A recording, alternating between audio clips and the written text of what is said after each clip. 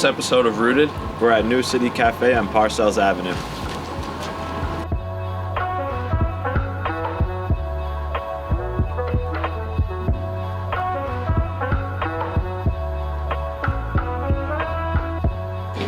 Can I get a cortado with hazelnut flavor, please? Okay. And for you? Can I do a 12-ounce Americano? Is that all? That's it.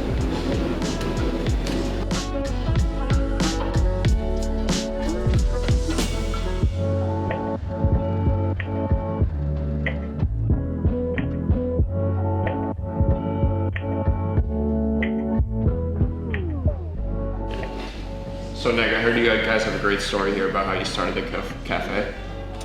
Yeah, absolutely. So New City Cafe here is a program of 441 Ministries Beechwood, which is a Christian community development organization that's been operating here in the Beechwood neighborhood of Rochester for about 10 years. Beechwood is one of Rochester's most underserved neighborhoods, so 441 started on a grassroots level where families who were living in the neighborhood just wanted to make a difference, and that turned into a nonprofit organization. We had kids programs and teen programs, a community garden down the street, hosting various community meeting groups and meals. And we started the cafe kind of as an extension of our kids and then our teen programs to create job opportunities for youth in the neighborhood. So we currently employ 2 full-time young adults from the neighborhood and 1 part-time teenager from the neighborhood, and are hoping to continue to expand that and create more opportunities for youth. That's incredible. And a guy named John Lee had the vision for the cafe. We've been operating all of our ministries in this room for a number of years, ever since like 2010. And then the space next door was actually a cell phone store, in addition to selling all sorts of other things, some legal, some not.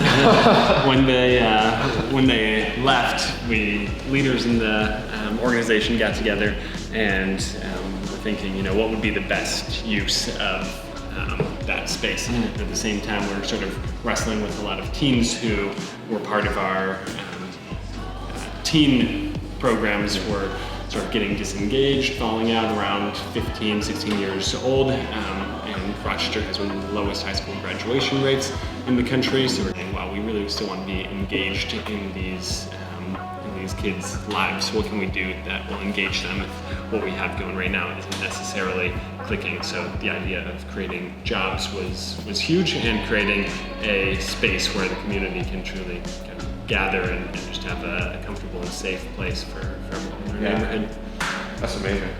That's brilliant.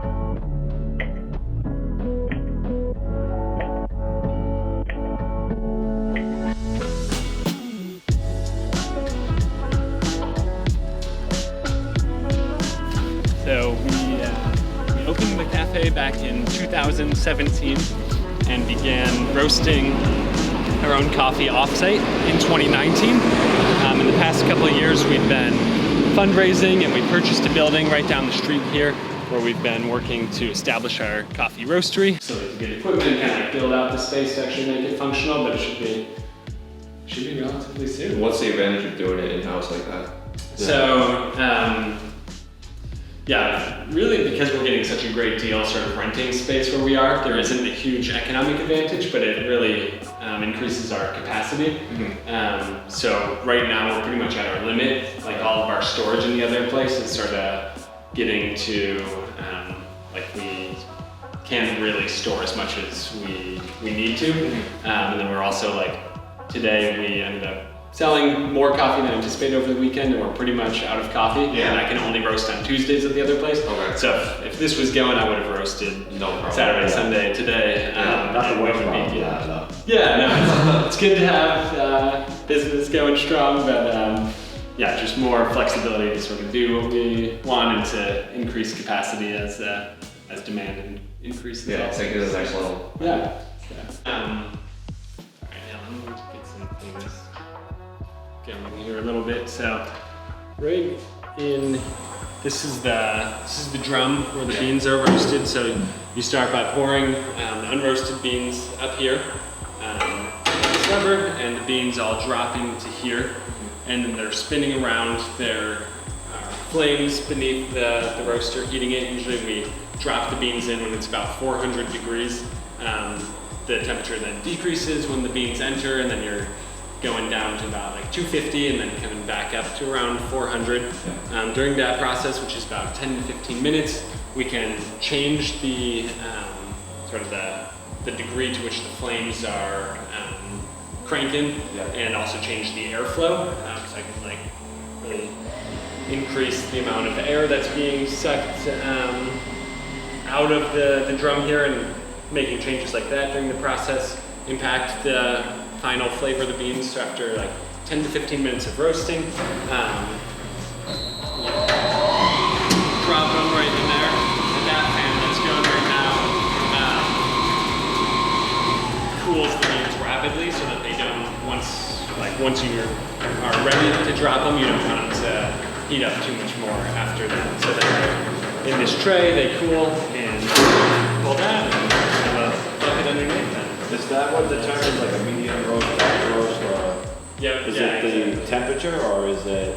So it's a combination of time and temperature. All right. So you could, if you roast the beans usually like 15 minutes or longer, it's going to be a dark roast. You could take your time sort of getting there, so that end temperature could be the same as like a light roast, but you just like really stretch out the process, and that'll bake it sort of like, I guess like leaving cookies in the oven for like an extra 10 minutes. They're going to be like dark and crispy, even if the temperature is the same.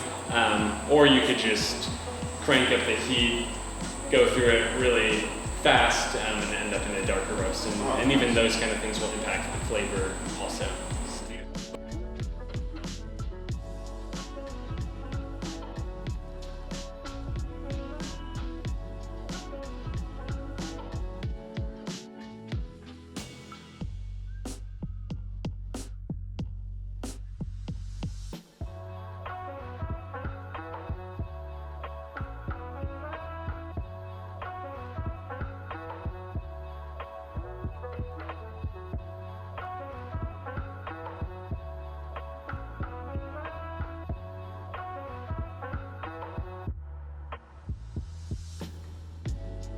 Ice.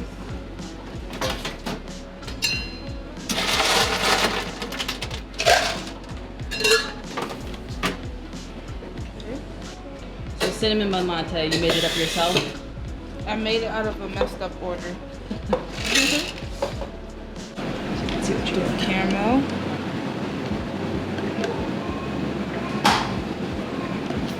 We go in with the cinnamon.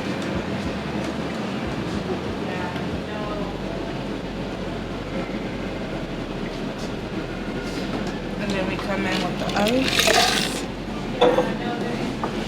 Shot of espresso.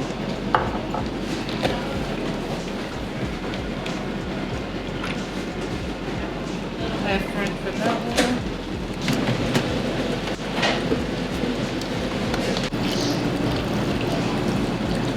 I'm so excited to try this.